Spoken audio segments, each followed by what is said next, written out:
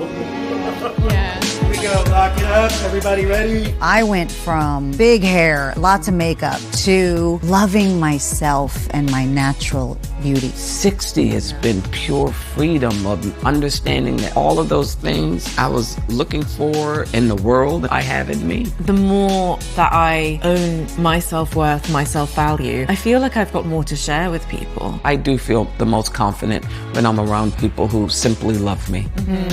Because it's more than like a friendship, it's sisterhood. Exactly. And we should celebrate when other women say what they love about themselves. As a mother, as a professional, I just want things that bring me back to my sense of self. I want products that just enhance what I have and not cover up who I think I really am. Just something that goes, you're the best version of yourself. And all of us, we are worth it.